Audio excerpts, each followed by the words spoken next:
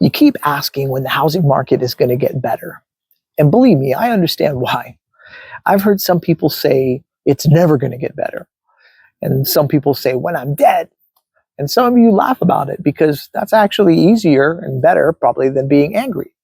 But underneath all of that, the real question is not about a crash. It's really about fairness. Because a lot of us are feeling like, when is this ever going to feel normal again? Because right now, it doesn't feel like you're shopping for a home.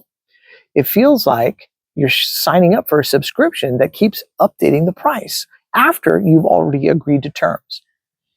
Now, they say rates are down. They say inventory is improving. They say hope is coming back. But a lot of people are walking into a $600,000 listing and the floors are warped. The roof looks tired and the taxes are climbing. And you're supposed to celebrate because the interest rate dropped 0.5%. It's kind of crazy, right? It's like your cable company lowering your base package by $50 and then adding $50 in service fees. So sure, technically cheaper, but actually much, much heavier. So you're not crazy for feeling that weight. And a lot of people are saying, oh, people just need to stop overpaying. Others say corporations bought everything. And both are somewhat true at the same time, right? And, we also have the other people that say there's no way a house lost $1 million.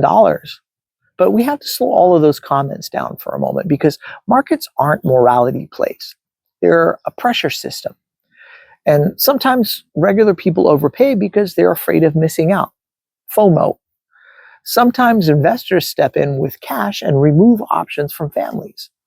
And other times flippers gamble and lose, and sometimes prices stretch so far from gravity that when they come down, it really looks unbelievable.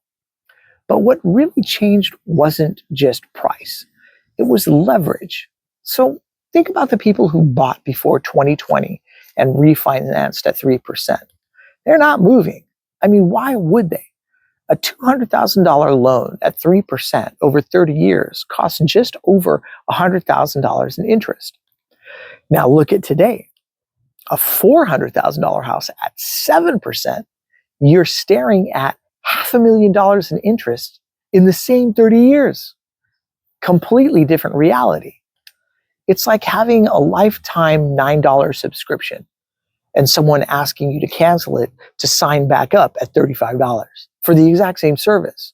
Nobody does that. So they stay. And when millions of people stay, inventory inevitably tightens. And when inventory tightens, buyers compete. And when buyers compete, prices hold. Not because it's fair, but because it's locked. The market isn't racing forward. It's frozen in place. Then there's a group of people who bought in 2022 or 2023. They didn't necessarily get the lower shield rate. And you didn't get a massive appreciation either.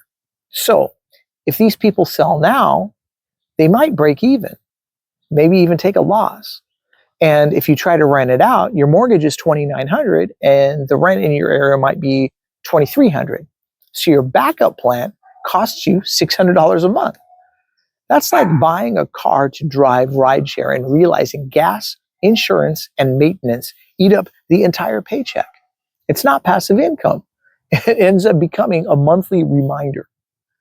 So you stay too, for a different reason maybe, but the result's the same. Movement stops. And when movement stops, pressure starts to build. Now, let's talk about what blindsides people. Because right now, taxes are doubling. Insurance is tripling. HOA fees, they creep up. You signed a fixed mortgage. You did not sign a fixed ecosystem. So it's like locking in your phone plan and then watching them add network improvements, infrastructure recovery, and administrative adjustments. Your base payment stays the same, but your total bill doesn't. And for families on a tight budget, which is a lot of us right now, that slow climb feels suffocating. Now, some of you are okay, and that's great, and that matters, right? Because the person who put 40% down and pays less than rent, that took discipline and timing. Congratulations. Now, the couple who refinanced before rates spiked, that was also smart. The renter with a landlord who fixes things and barely raises rent, that's rare. But notice what connects those stories: margin, timing, position.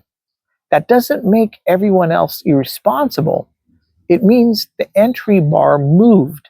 So it's like showing up to a marathon and realizing they moved the starting line 2 miles forward while you were tying your shoes. And then there's the investor question. When a roofer knocks on doors and finds most of a neighborhood renting from one company, that hits differently because a neighborhood stops feeling like a neighborhood and starts feeling like inventory. Homes used to be primarily places to build a life. Now, they're also vehicles to build yield. That shift changes incentives, and incentives change behavior. And behavior at scale changes price. It's not ideology, it's just a form of gravity. So some of you remember $250 rent, and then a $500 a week income, a paid off car, money left over.